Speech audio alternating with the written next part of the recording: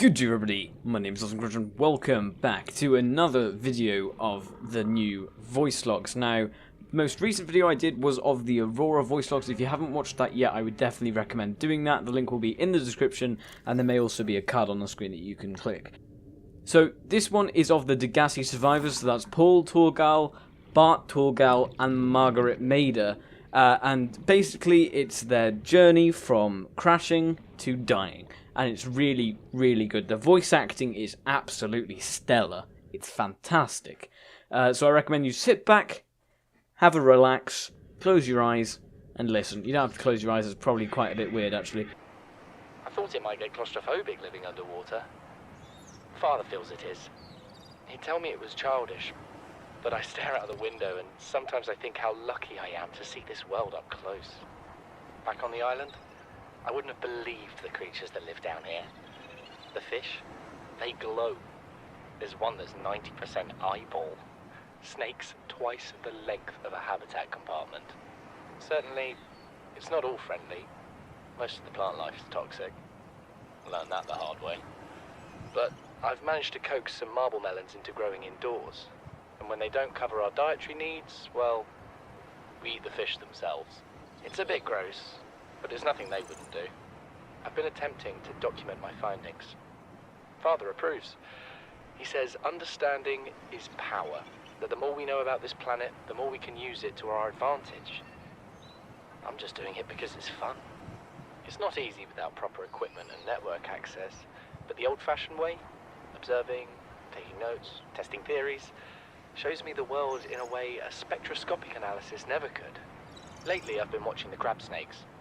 They ambush their prey as it tries to feed on the mushrooms they hide in. What they don't eat settles on the seabed, which fertilizes the mushrooms, which feeds the herbivores, and so the chain continues. Co-evolution gives me the fuzzies. Something incredible just happened. Since we're down here, I had this plan to build equipment and study the life forms we were encountering, but I didn't have enough enameled glass. So, I started looking for a natural substrate that would strengthen the glass we have, and those stalker teeth we'd been finding fit the bill. Only, well, we needed more. That's when Marguerite got interested.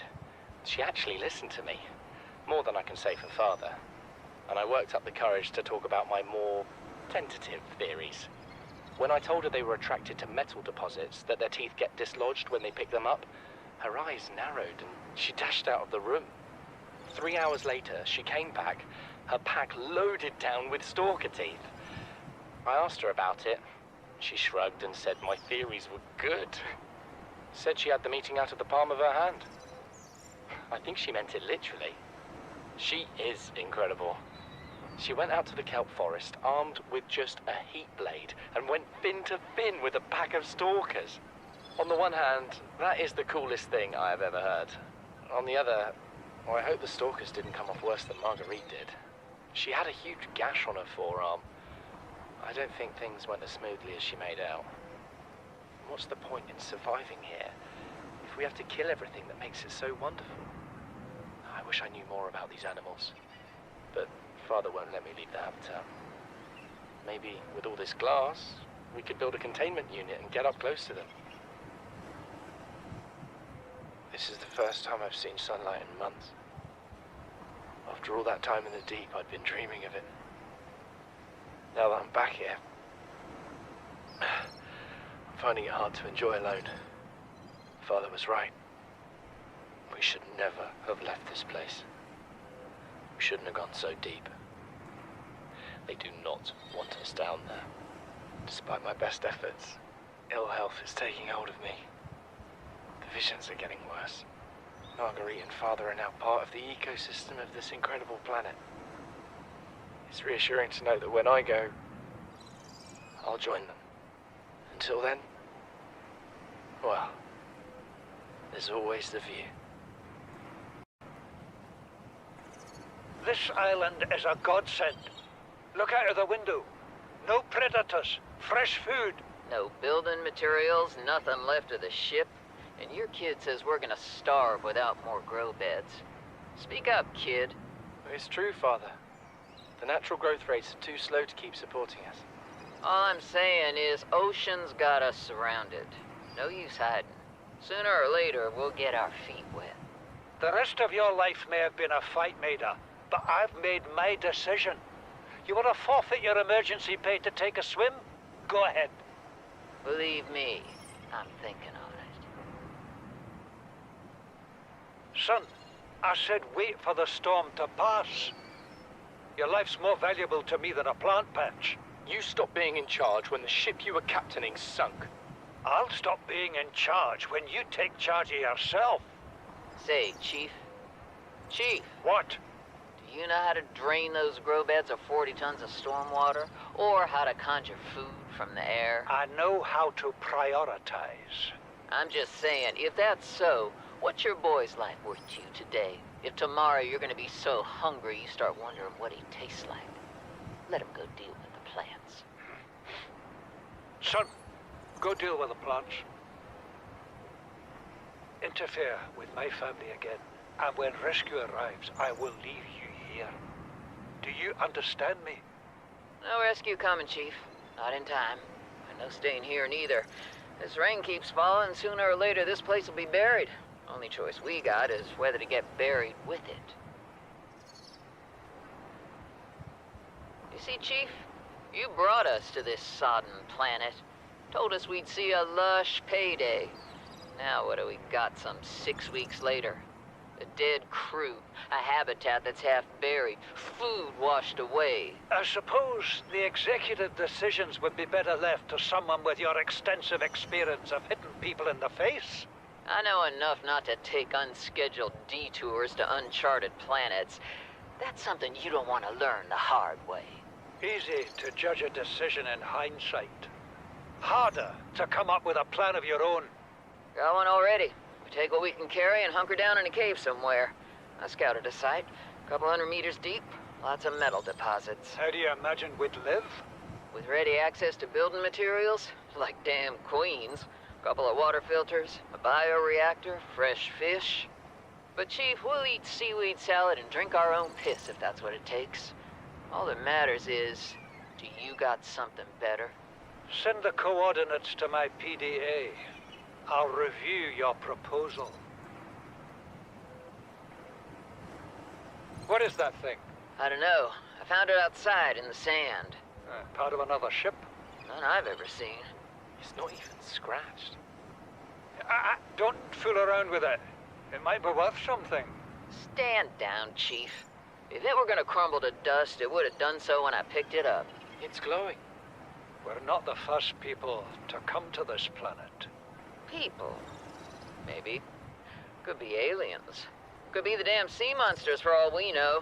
One thing for sure, we ain't gonna find out by staying here. Son, there is always a pecking order. And in our world, money makes a hierarchy. I pay Maida a fraction of what I pay you, and you a fraction of what I pay me. If money makes the hierarchy, why is Marguerite making the decisions? We need her. We let her think what she likes, so long as she does what she's told. What if she doesn't? For enough money, she will.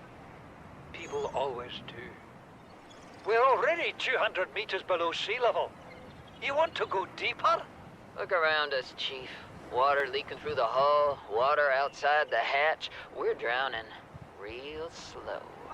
If rescue arrives, whatever shot us down, it's gonna do it again and again until it's shut off. You see an off switch around here, Chief? Why would it any more likely be half a kilometer down? Your kid found something on the scanner. There's something down there. Something that shouldn't be. You're mad. I'm going all the same, and I have an idea you two are gonna follow. But if you do, be mindful. Your authority stopped at sea level. Please, stop fighting and listen. We're sick. What? How? You've been coughing, right? Feeling itchy? Blisters? Yeah. The biometrics would have warned us if we were sick. It's something new. It's not in the database. Come on, then. What's it gonna do? Turn us inside out? Dissolve us into jelly? It's an alien bacteria. It's everywhere. Every organism on this planet. It's altering our genetic code. How are the creatures surviving if they're infected? I don't know yet. Want me to cut some of them open for you? Find out what makes them tick? No. Just tell me what you need, son. Materials, equipment. Just... Can I have some quiet? I need some time to think.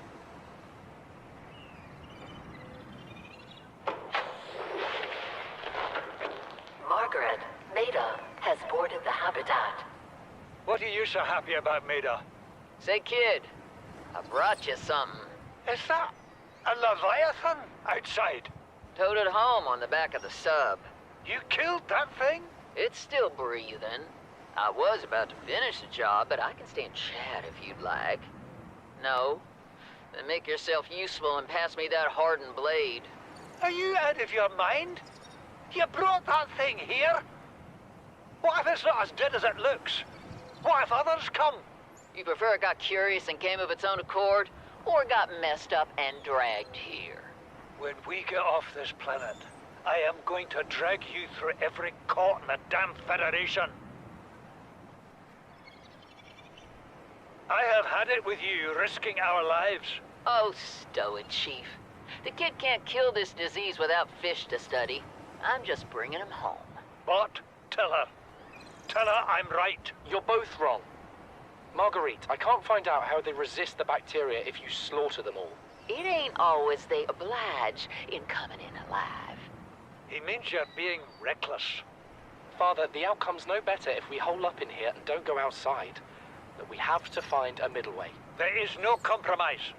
Not while she's on my sea base. Your sea base? I'm going outside. Bard, Torgal has disembarked the habitat. Bart, come in. It's dangerous. Damn it, boy. I know you can hear me.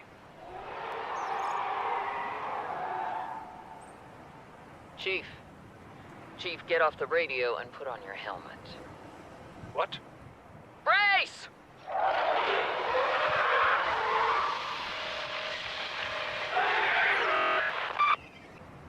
These conniving corporate bourgeois, inbred, incompetent, self-absorbed jerks don't have a damn clue. The kid's not so bad. He's even useful. But I swear, everything that comes out of his father's idiot face is a narcissistic lie. If he wants to stay in this cave, his problem. I'm the one doing the heavy lifting. Screw the contract. Screw the emergency pay. When sea monsters are hunting you, you don't hide. You hunt the sea monsters. Then you build a bigger boat out of sea monster bones and you hunt bigger monsters. Keep going until there aren't any monsters left to hunt you. I'm going deeper. I'm gonna find what shot us down and I'm gonna tear its damn heart out. I started the prep work. The kids taught me how to make enameled glass. I've started stockpiling metal ores to build myself a sea moth. I'll raid the indoor grow beds before I leave. Chief's log, 5 weeks since the crash. The only other survivors are my son, Bart, and Maida, the cut-price mercenary I commissioned for the journey. After days drifting in the life pod, rain hammering on the roof, the weather cleared and we washed up here. I had Maida salvage the Degasi wreck, set Bart to finding us a stable source of food. His education is paying off sooner than I'd anticipated. Our only problem is Maida.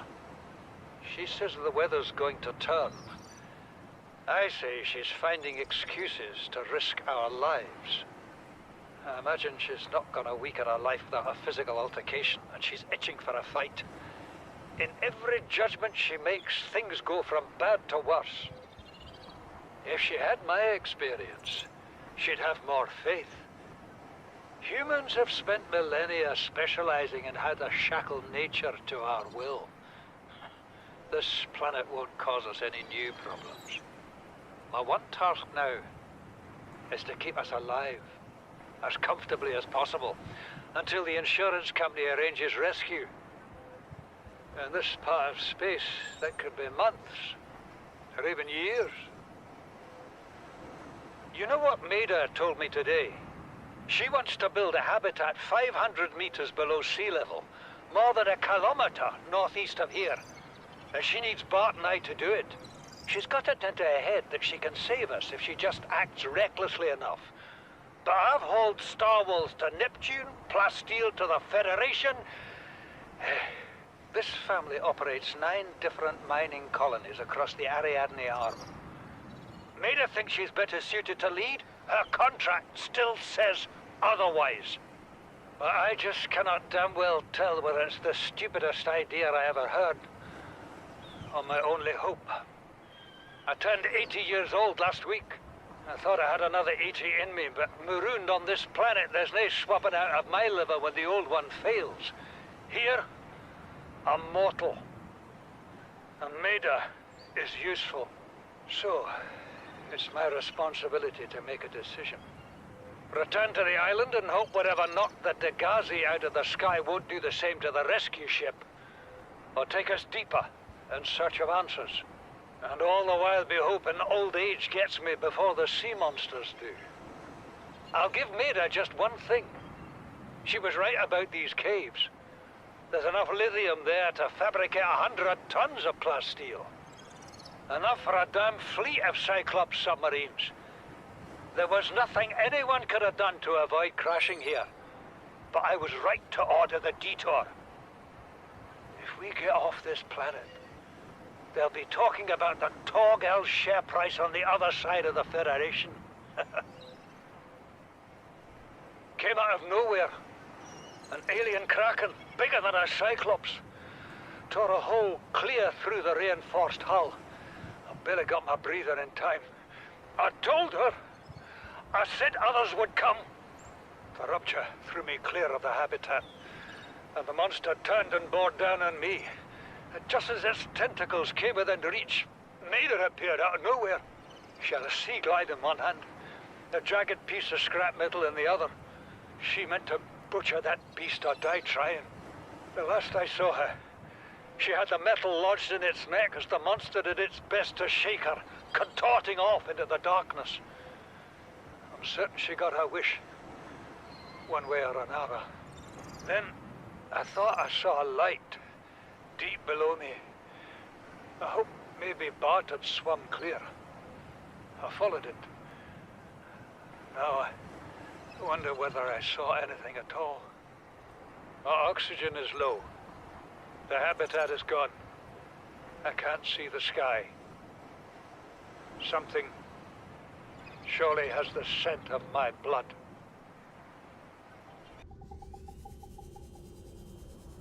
Okay, so that is all of the Degasi voice logs. Now, as you will probably be able to tell, they were absolutely fantastic. The voice acting is absolutely on point. So credit to all the voice actors and the devs, of course, who actually found them. They fit the roles perfectly, and Paul is a fantastic Scottish man. So yeah, didn't expect him to be Scottish, but he is. And Bart sounds like the most English person ever, and Maida sounds like the most American person ever. So it's kind of, it's a big difference between all of their accents. It was pretty cool. But yeah, tell me what you thought of the Degasi voice recordings in the comments below, and give the video a like if you haven't already, and subscribe if you're new to this channel. But I'm going to leave it here, so if you did enjoy the video, please give it a like. If you're feeling really generous or you're new to the channel, give us a subscribe, and I'll see you in the next one. Ciao, my friends.